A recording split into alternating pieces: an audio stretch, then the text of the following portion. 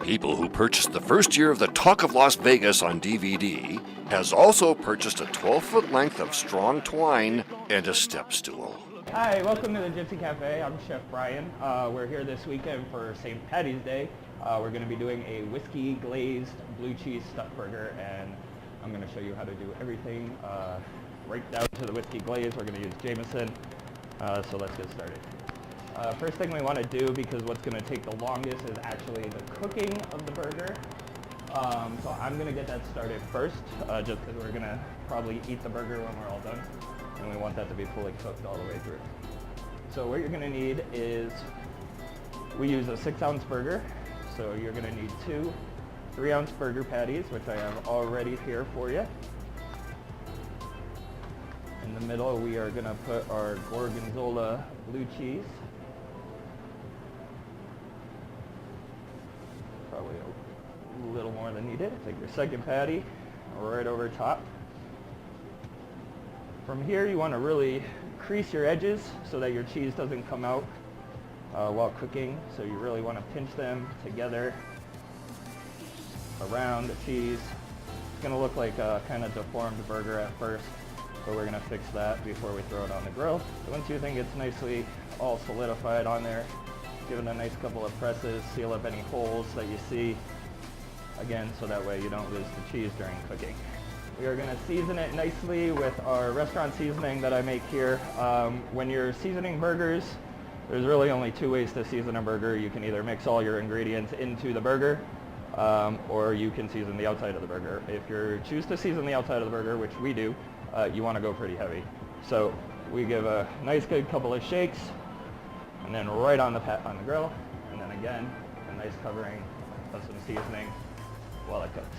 Now, because it's a stuffed burger, we need to hit an internal cooking temperature of at least 165 degrees to make sure that nobody gets sick, especially here in Las Vegas. So we're going to actually cover it to ensure that it cooks a little faster, otherwise it could burn on the outside before it's ever fully cooked on the middle. Next step, we are going to make our whiskey glaze. So to do the whiskey glaze, we're going to start with some minced up, chopped up garlic and shallots, and some olive oil.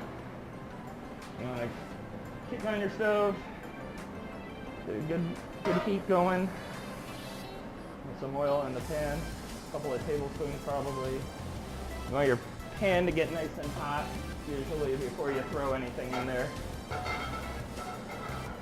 So once that gets going, we're going to get our garlic and shallots in. Again, we're going to use Jameson Irish whiskey.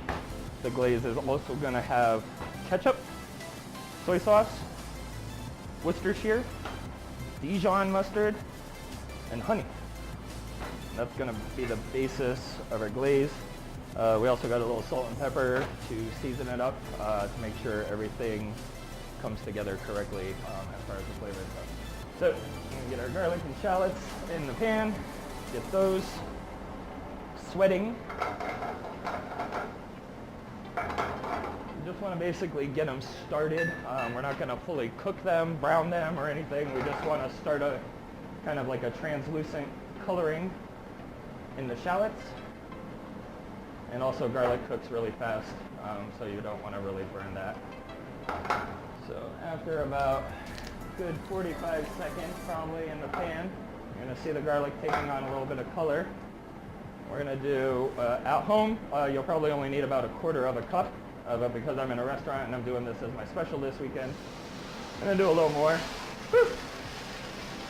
The flame, you definitely want the flame. It's going to cook off the alcohol in the Jameson and just leave the actual flavor of the whiskey. We're going to do about 1/2 cup. Like I said, at home, actually that's probably more like a cup. At home you might do about 1/4 cup for about anywhere from 4 to 6 burgers. So again, we're just going to let the fire cook out any actual alcohol in the whiskey so that it doesn't taste like you're drinking a bottle of I don't know, rubbing alcohol or whatever while you're eating a burger. We definitely don't want that. Check on the burger. We are going to turn it. just so it can continue cooking on the same side, but get us some nice little cross lines and not actually burn in one spot. At home, if you're doing this, you want to be very careful because of the fire. I would recommend doing it in an open place, or maybe even outside. We have an Ansel system, so if it gets out of control, it's going to pop off and douse any fire. But every once in a while, I like to take it off and just kind of let it do its thing. All right, so while that finishes cooking off, we are going to get our ketchup and everything ready. We're going to use about equal parts ketchup as we did the Jameson. So we did about a cup of Jameson, maybe a little more. So we're going to use at least a cup of the ketchup. And then if you're doing a quarter cup at home, like I said, you'll probably do a couple of tablespoons of your soy sauce and your Worcestershire, maybe a couple of tablespoons of the honey, teaspoon or two of the Dijon. It's all about balance. You'll want to taste as you go along. And then at the very end, salt, pepper, make sure everything kind of comes together correctly. So now that the Jameson is pretty much fully cooked off all its alcohol, we are going to add in our ketchup.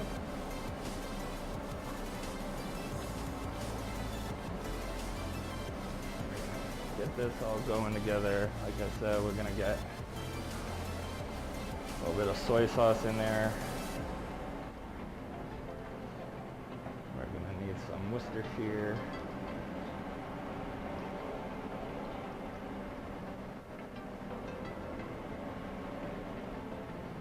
We are gonna use honey.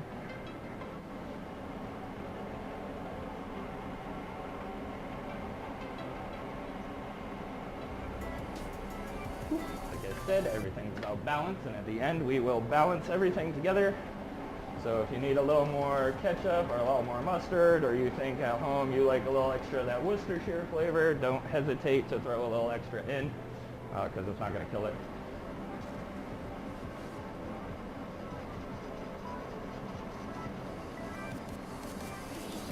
So this is all going to need to probably cook over like a medium heat for a little while.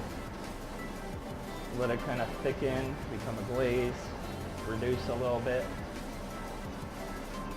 So the next step of this burger is going to be the Guinness mushroom and onion. That's going to be our topping to the burger.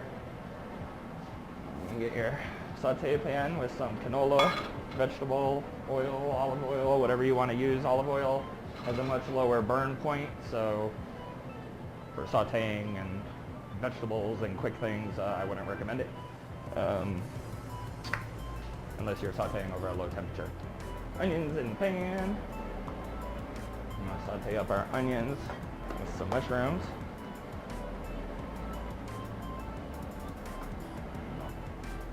Pinch of salt and pepper in there. Assuming we're going to reduce it down, it'll probably take on some stronger flavors. This is my first time making it, so we'll see what happens. I'm going to flip over our burger now.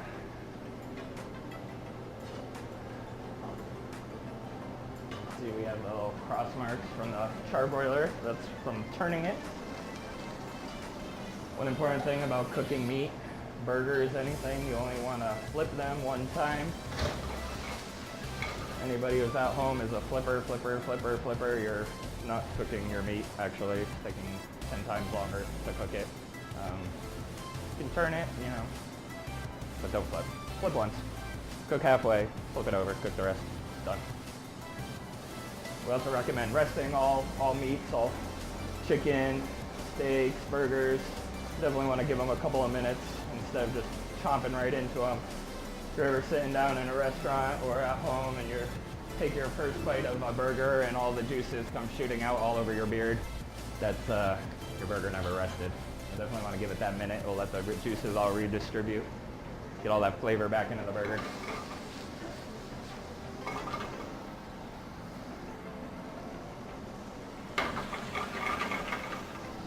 All right, so we're gonna add a little bit of butter to this, about a tablespoon. We got a little garlic powder, to kind of season it. Thyme.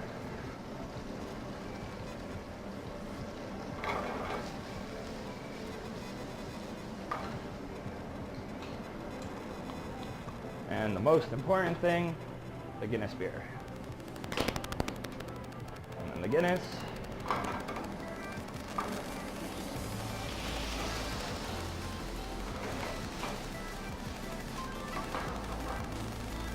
About a shot's worth. This is probably enough mushroom onion for 1 or 2 burgers, so it's going to really depend on how many you're making at home, on how much beer you want to use, how much flavor of the beer you want. But yeah, if you do a big pan, you could use the whole can if you want. You really just want the flavor, you want to get a nice reduction, cook all that liquid out. Turn our burger one last time. It's looking very good. Our mushroom and onion mixture is done.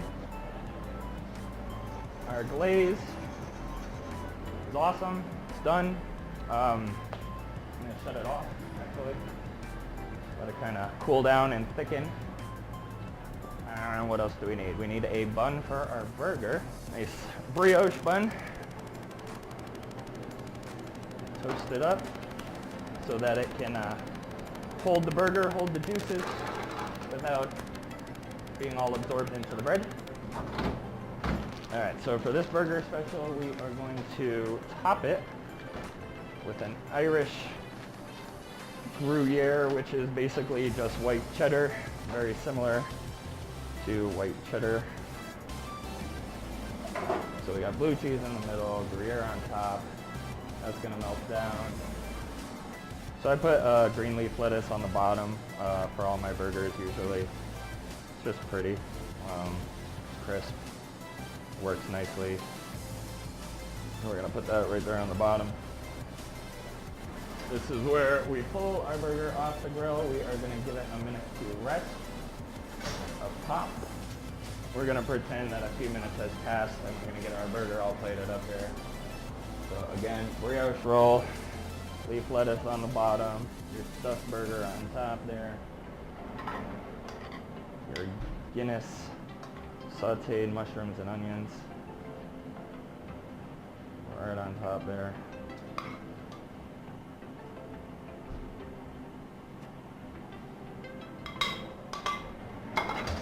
And we're going to take a spoonful of our glaze.